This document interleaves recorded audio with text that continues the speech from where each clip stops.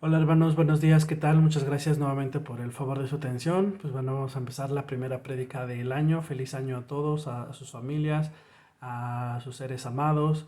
Que sea un año de mucha salud principalmente, de muchas bendiciones y pues bueno, todo lo bueno que deseamos y que anhelamos para este año, pues tenemos que trabajarlo, ¿no? Con el sudor de nuestra frente, como decíamos en las prédicas anteriores.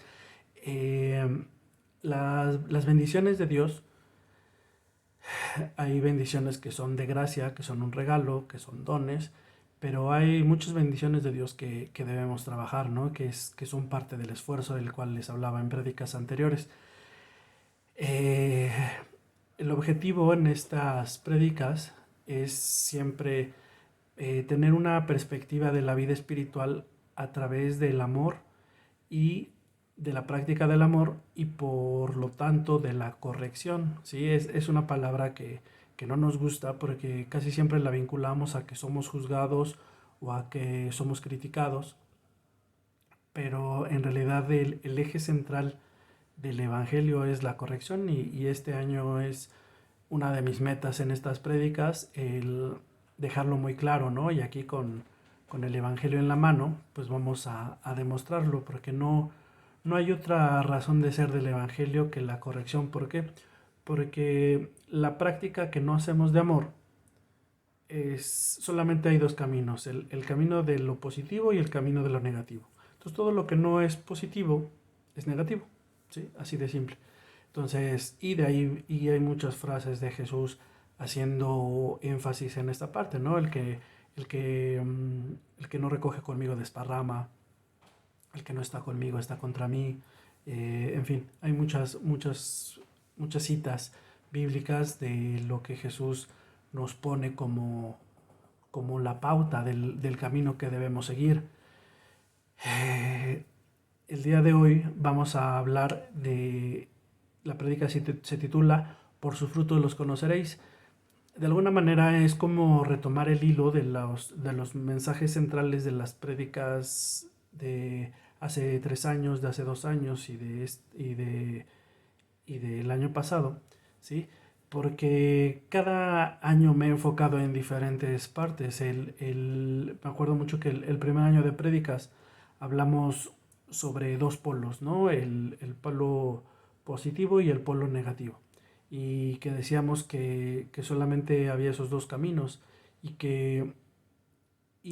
consistía en separar bien las emociones en cada uno de estos caminos, ¿no? En cada uno de estos árboles, porque cada árbol da fruto diferente.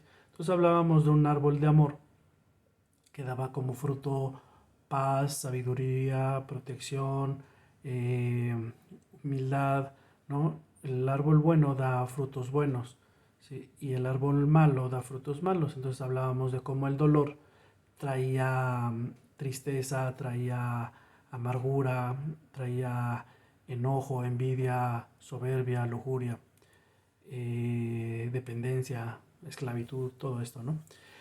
El, el objetivo en este año es el ser conscientes qué tanto estoy participando en esta corrección. O sea, ya al día de hoy debemos de saber que las cosas que nosotros vivimos no solamente es la voluntad de Dios, las cosas buenas que vivimos sin duda son parte de Dios, porque cuando tú practicas el amor, entras en el reino de los cielos. Y cuando estás en el reino de los cielos, que lo que explicábamos, que es toda esa cobertura que te brinda el amor, pues entonces tú vives bajo la voluntad de Dios. Pero cuando tú no practicas el amor, entonces estás fuera del reino, pero no es como lo han malinterpretado en muchas ocasiones diferentes grupos sociales sobre un Dios que hace excepción de personas. Eh, es algo complicado de explicar porque ha hecho, como lo he dicho en prédicas anteriores, ha hecho mucho daño esta interpretación de la imagen y semejanza. Porque en la imagen y semejanza, pues pensamos que muchas veces humanizamos a Dios, un Dios que hoy te quiero dar, hoy no te quiero dar, hoy me esperas, hoy me apuro, hoy si quiero, o sea, como si fuera un Dios visceral. Y en realidad nada más son dos puntos.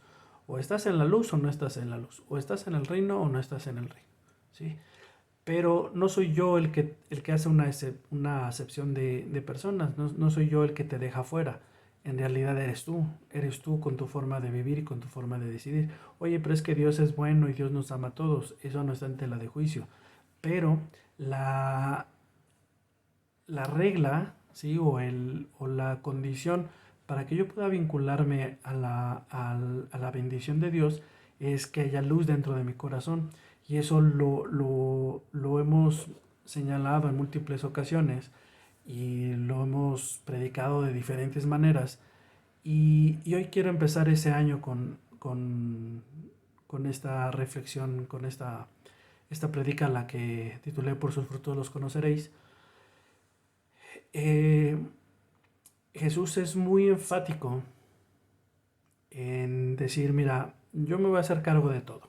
Yo me voy a hacer cargo de tu salud, de tu protección, de tu bendición. Veíamos como en las prédicas anteriores decía, pues, ¿quién de ustedes que uno de sus hijos le pide un pan, le da una serpiente? ¿Quién de ustedes que su hijo les pide un huevo, le da un alacrán? Pues si ustedes que no son del todo buenos, saben dar cosas buenas a sus hijos, pues imagínense mi Padre que es perfecto lo que no les va a dar. ¿Sí?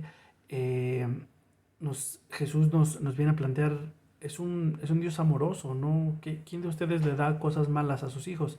O sea, ya de entrada ahí Jesús te está diciendo, lo malo no viene de Él. Lo malo no viene de Él, porque ¿qué padre de ustedes le da cosas malas a sus hijos? O sea, Jesús está siendo enfático una vez más en no viene del Padre. Sin embargo, cuando le explica a Pedro que guarde su espada, le dice, guarda tu espada porque el que a hierro mata, a hierro muere. Entonces, le está en ese tipo de frases tenemos que darle una lectura al Evangelio de cómo Jesús está separando las cosas. En la tierra, lo que tú siembres, eso cosechas. ¿Sí? Pero del cielo solamente vendrá amor, del cielo solamente vendrá luz, del cielo solamente viene bendición, de mí solamente tienes bendición. Todavía existe esa creencia de que seremos juzgados y de que seremos condenados por Dios, y no hay nada más equivocado que eso. Tan es así que a la mujer que es sorprendida en adulterio, cuando Jesús escribe en el suelo y les dice a los fariseos que acusan a esa mujer, les dice que el que esté libre de pecado, que arroje la primera piedra. Le pregunta a la mujer, ¿dónde están los que te condenan? Se han ido, Señor. Yo tampoco te condeno. O sea, Jesús está haciendo énfasis en que del amor no viene la condena. ¿Sí? Si la Biblia habla de condena, es porque la condena viene del mundo. La condena es de origen terrenal, no de origen celestial, no de origen espiritual. La condena viene del mundo, y el que a hierro mata, a hierro muere, y por sus palabras serán juzgados o serán condenados. Todo lo que ya hemos hablado, ¿no? Esa palabra o esa frase que no les gusta tanto a los religiosos escuchar, sobre todo a los cristianos, la palabra karma, o la ley de acción, de causa y efecto, perdón, o la ley de atracción. Pues son frases que no gustan, pero sin embargo Jesús hablaba todo el tiempo de ellas, simplemente que ya hemos explicado los intereses humanos, ¿no? No podemos decir que esto existe porque les estaríamos dando la razón a otras religiones, y todos esos rollos que aquí pretendo, de muy buena fe, créanme, el poner los puntos sobre las IES y decir, miren, esto viene de acá, esto viene de allá, pero en lo que se tienen que centrar es en esto, en la práctica del amor. Y si al día de hoy somos pecadores, y si al día de hoy cometemos errores, necesitamos andar el camino de la corrección. Le dice a la mujer que es sorprendida en adulterio, yo no te condeno, ve y no peques más. Si eso no es corrección, entonces díganme qué es. Está la mujer equivocándose porque está cometiendo adulterio, y Jesús después de eso le dice, yo no te condeno, pero ve y no peques más. O sea, si eso no es corrección, entonces no sé qué evangelio estamos leyendo, ¿no? Eh, en el, en el pasaje que nos refiere el día de hoy, el evangelio dice, por sus frutos los conoceréis. Estoy en Mateo capítulo 15. Dice, guardaos, no, en Mateo 7, versículo 15, perdón. Guardaos de los falsos profetas que vienen a vosotros con vestidos de ovejas, pero por dentro son lobos rapaces. Por sus frutos los conoceréis. ¿Acaso se recogen uvas de los espinos o higos de los abrojos? Así todo buen árbol da buenos frutos, pero el árbol malo da malos frutos. No puede el árbol no puede el buen árbol dar malos frutos, ni el árbol malo dar frutos buenos. Todo el árbol que no da buen fruto es cortado y echado al fuego. ¿Sí? Y Jesús está explicando en esta parte que las cosas buenas no pueden dar cosas malas y las cosas malas no pueden dar cosas buenas.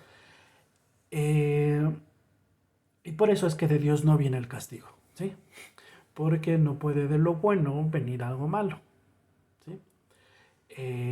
La corrección, ¿sí? Nosotros la debemos poner en práctica porque la corrección, ¿qué significa? Si estamos hablando que de la energía, del tipo de energía de nuestras acciones se llenará nuestro corazón, pues si nosotros hacemos acciones buenas, nuestro corazón se llenará de cosas buenas. Si hacemos cosas malas o negativas, perdón, pues nuestro corazón se llenará de energía negativa. Ahora, ¿cuáles son las cosas positivas? Amar, servir, agradecer, ayudar, servir, bendecir, compartir. ¿Cuáles son las cosas malas? Mentir, engañar, defraudar, lastimar, sobajar, codiciar, ¿sí? Tenemos que entender en este año qué cosas traen cosas buenas y qué cosas no las traen, qué cosas traen cosas positivas y qué cosas no las traen, en dónde gano luz y en dónde pierdo luz, ¿sí? Esa es la razón de la importancia de la corrección, porque pues, decía yo, compartía yo que alguien me platicaba, decía, ya déjenme feliz con mi necedad, yo así soy feliz. No, es que si no removemos la energía negativa que está dentro de nosotros, enojo, tristeza, soberbia, necedad, pereza, si no removemos esa energía negativa de nosotros, nada bueno va a salir de ahí, ¿sí? Según, de acuerdo a lo que estamos leyendo ahorita, nada bueno va a salir de las cosas negativas. Las cosas positivas van a salir de las cosas buenas que haya en tu corazón. Y solamente me puedo llenar de esto poniéndolo en práctica. Hermano, ¿de dónde sacas eso? Juan, por 25ª vez, Juan 14, 21 al 23, el que escucha mi palabra y la pone en práctica. Acuérdense, Jesús siempre es y la pone en práctica. Y el que escucha estas palabras le compararé al hombre, el que escucha y hace estas palabras le compararé al hombre sabio, ¿no? Siempre Jesús está poniendo de manifiesto la práctica, ¿no? Buscar primeramente el reino de los cielos y su justicia, es decir, y el cumplimiento de la ley, el cumplimiento de mis mandamientos. Juan lo describe como el verbo, son acciones, ¿sí? Son las acciones que debemos de tomar. Entonces decíamos en Juan 14, 21 al 23, el que escucha mi palabra y la pone en práctica, ese es el que me ama, y el que me ama será amado por mi Padre y por mí, y yo y mi Padre nos manifestaremos en él. Lo hemos repetido millones de veces y lo hemos repetido precisamente porque es mi forma de empujar esas ideas erróneas que se encuentran todavía en nuestra mente y dejar de pensar que soy espiritual por los rituales que practico o que soy espiritual por las tradiciones que practico. Y no, o sea, yo sé que esto coleriza a más de uno, pero no podría sentirme en paz si Dios ha puesto en mi corazón la vocación de predicar. Yo no me sentiría en paz diciéndoles, bueno, hermano, pues ya cada quien agarre su religión y pónganla en práctica y pues ya a ver qué pasa, ¿no? Porque he convivido con diferentes religiones, porque aquí no es que una esté mal y una esté bien. En realidad todas tienen cosas buenas y todas tienen cosas que mejorar. Pero ya se hizo un relajo en ese tema, o sea, ya pasan más tiempo criticándose, pasan más tiempo eh, poniéndose el pie, es que tú estás mal, es que tú estás bien, es que... Y en realidad se olvida la esencia del Evangelio, que es la práctica y la corrección. O sea, no, o sea, han querido volver didáctica la palabra del Señor, cuando la única vez que alguien me corrija, pero la única vez que saca a Jesús el Antiguo Testamento es para leerles un fragmento de Isaías y decirle yo soy el que iba a venir y no vuelva a sacar otro libro. Hace referencia a algunas escrituras, pero el 70% del Evangelio es y Jesús fue a casa de Lázaro, y Jesús fue a casa de María, y Jesús fue a casa del hijo de Jairo, y Jesús fue a visitar al leproso, y Jesús fue de ciudad en ciudad, y los mandó de dos en dos, y les dijo no vayan a casa de gentiles, y vayan y prediquen el Evangelio, y atiendan a los enfermos. Es un Dios que se manifiesta en Jesús a través de la acción, ¿sí? No de los rituales.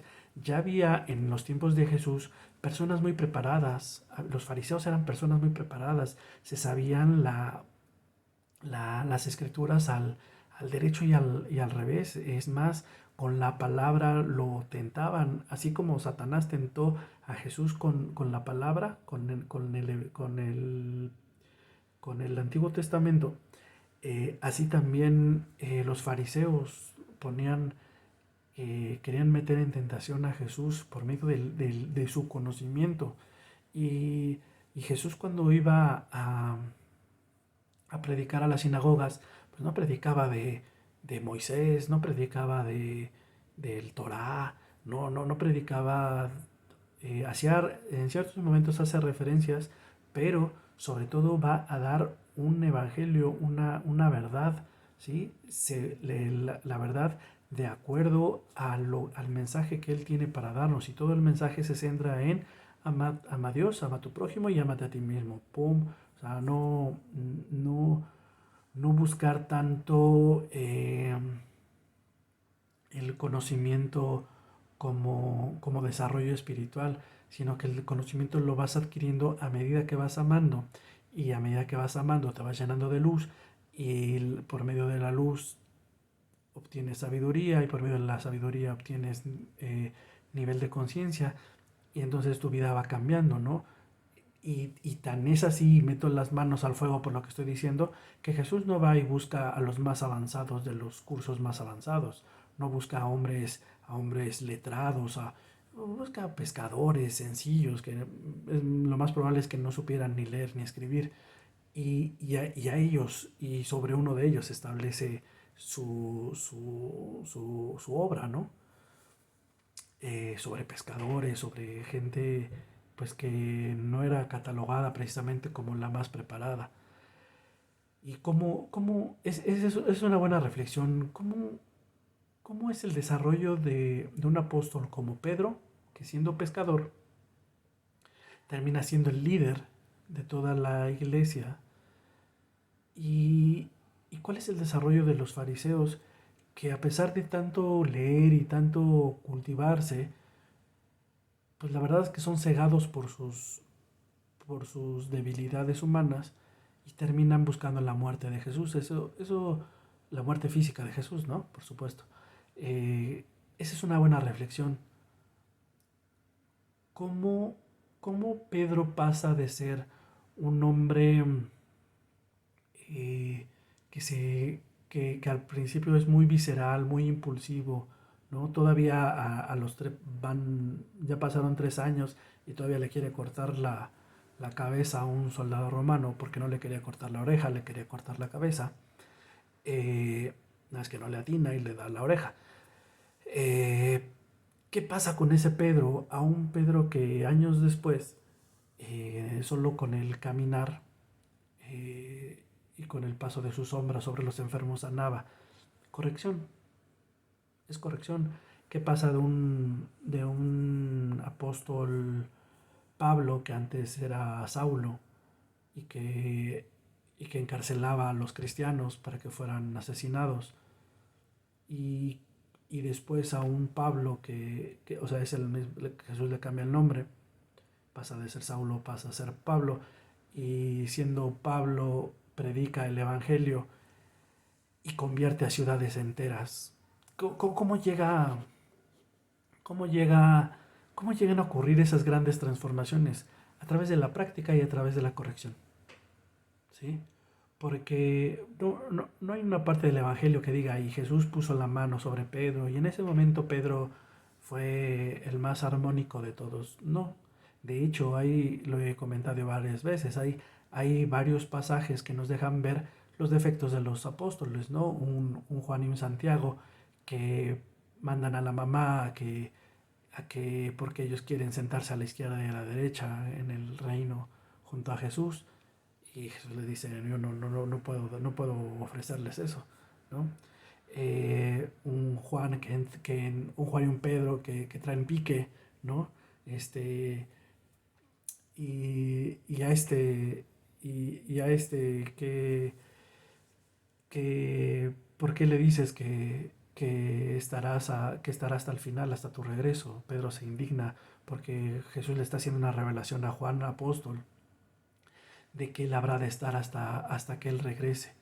Pedro se indigna y Jesús lo pone en su lugar. Entonces, el Evangelio nos cuenta, nos narra los defectos de los apóstoles, pero cómo estos fueron transformándose por medio de la práctica del amor y de la corrección, que ese es el eje central de estas prédicas.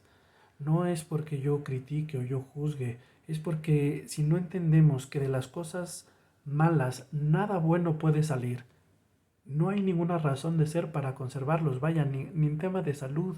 Muchas enfermedades vienen a raíz de enojos, de preocupaciones, de tristeza, de amargura, de, de retener o de privarse o de callarse emociones, ¿no? De no desahogarlas correctamente.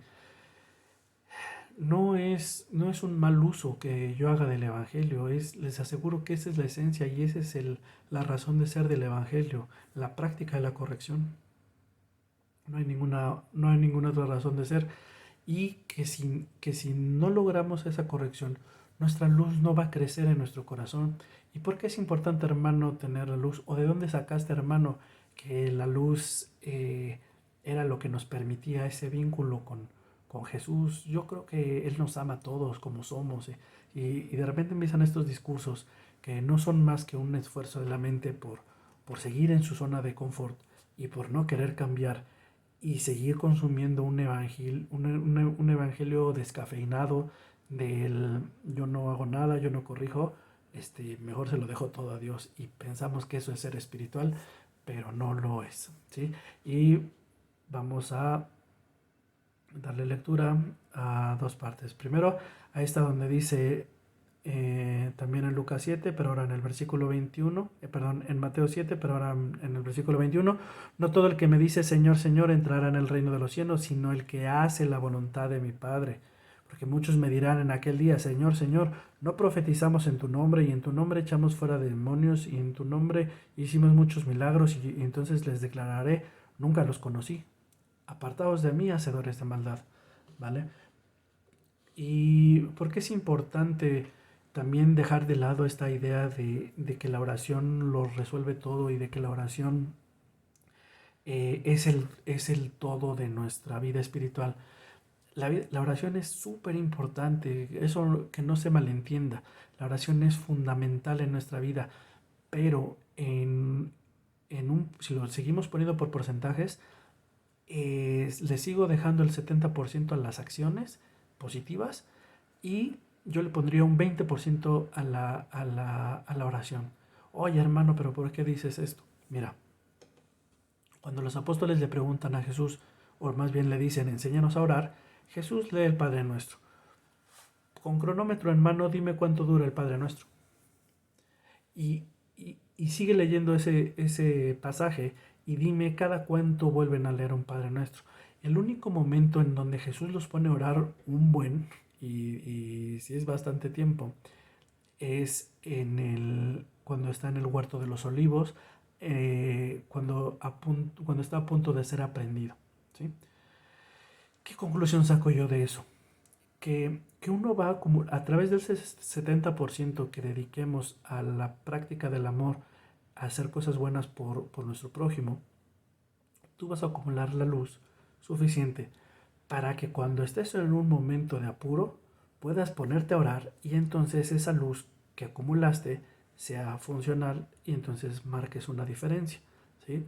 Si tú siempre, por eso decía yo la ocasión anterior que el servicio y el evangelio, la práctica del evangelio hacia nuestro prójimo es como el ganar dinero, ¿no? Y de ahí que Jesús diga hacer tesoros en el cielo, ¿no? Y de ahí que Jesús lo compare con las perlas, ¿no? Que hablábamos, no se gasten las perlas en los cerdos, ¿no? No las tiren a los cerdos a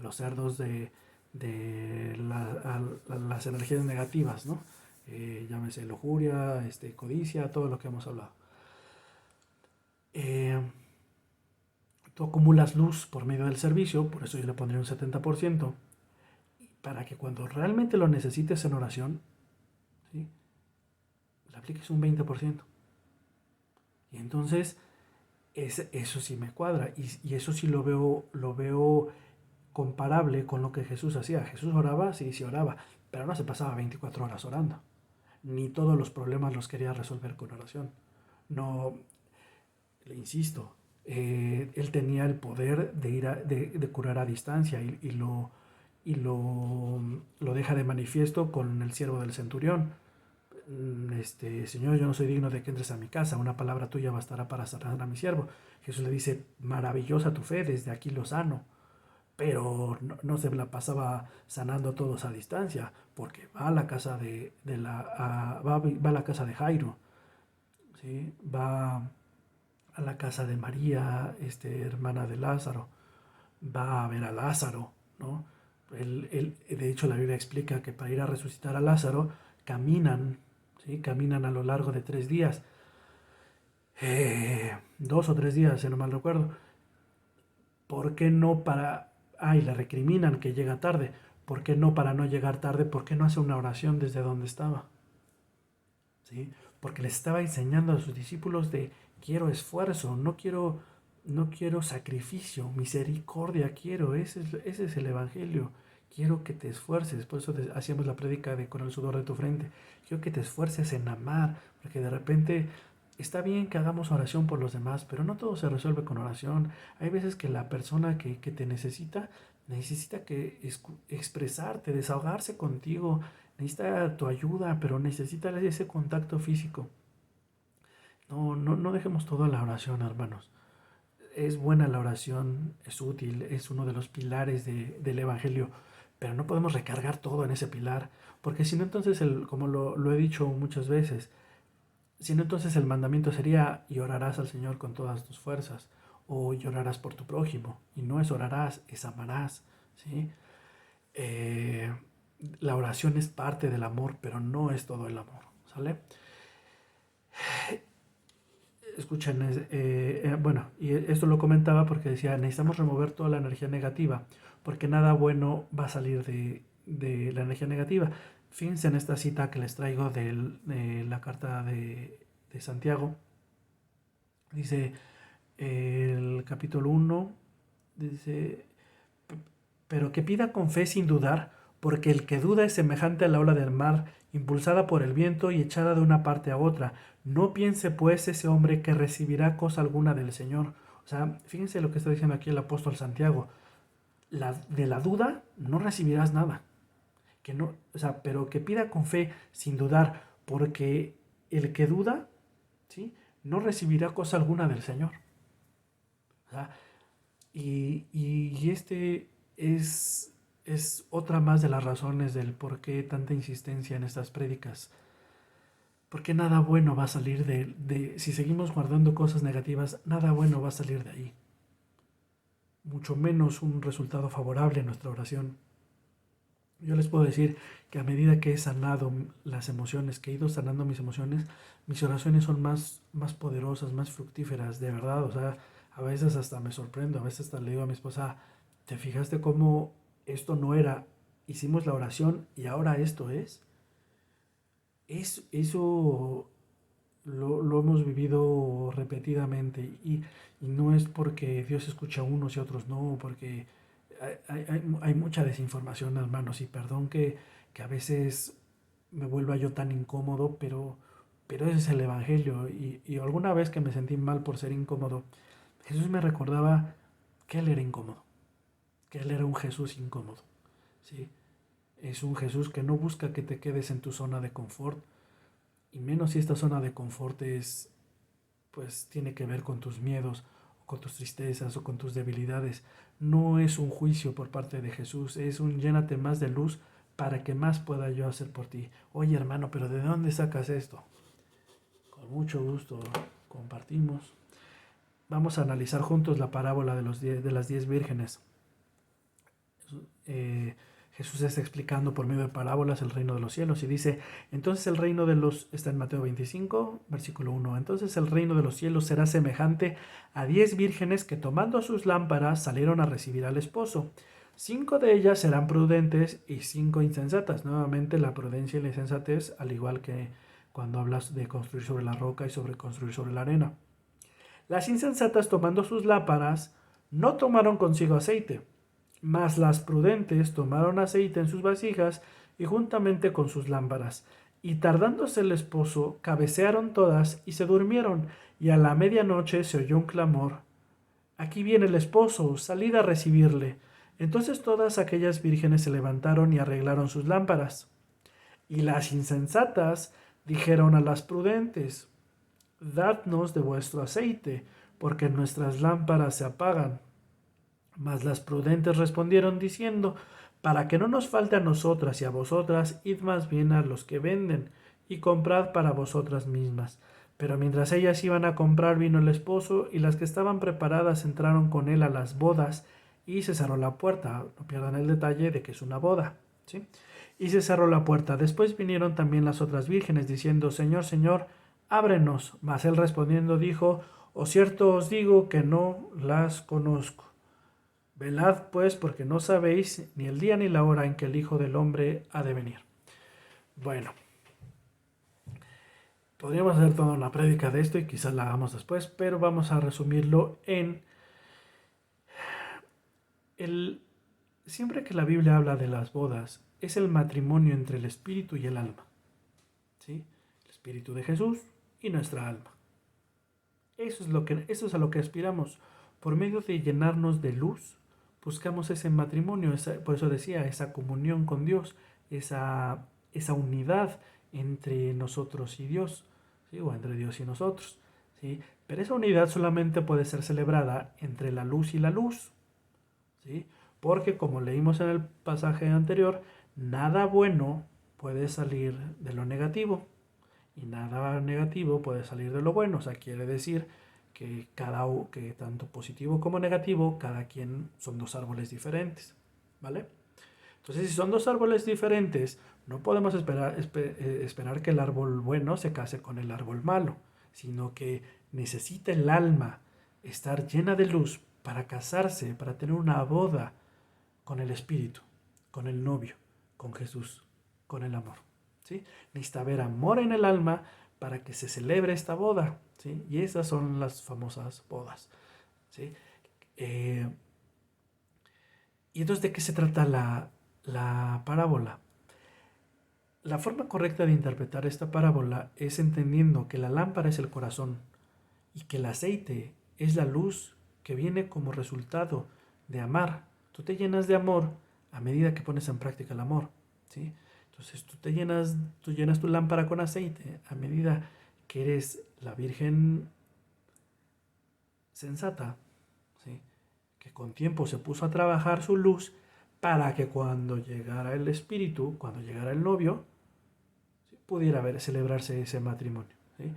Pero si eres de las vírgenes insensatas que no acumulan aceite, entonces no va a ocurrir esa bendición, no va a ocurrir esa boda, ¿sí? Aquí, si nos damos cuenta, no dice Jesús, y entonces el esposo, como era muy amoroso, pues a todas, con aceite o sin aceite, las aceptó a todas. No, a las que tienen aceite, a las que tienen luz, Dimas y Gestas. Dimas tenía luz, Gestas no. ¿Sí? Eso es de lo que se trata el Evangelio. Quitarnos esta idea de que no, es que Dios es bueno y Él a todos nos da. No, no, no es a todos. Es a los que tengan luz. Por eso el mandamiento es, por eso su mandamiento. Te ordeno que ames porque necesito que tengas luz para que yo te pueda ayudar. Porque si no tienes luz, no te puedo ayudar. Tu fe te ha salvado. La fe que has acumulado te ha salvado. Tu luz te ha salvado. La luz que acumulaste te ha salvado. ¿Vale? Espero que este año Dios nos dé todo el valor para escuchar prédicas como estas. No nos sintamos ofendidos, no nos sintamos culpables, no nos sintamos regañados, sino que se despierte dentro de nosotros ese fuego y digamos, este año voy a corregir, este año voy a sanar todas mis emociones. Ya no quiero tristezas, ya no quiero miedos, ya no quiero inseguridades, ya no quiero carencias, ya no quiero cosas negativas en mi vida, quiero cosas buenas. Y para eso sé que tengo que amar. Que Dios los bendiga, hermanos. Hasta la próxima.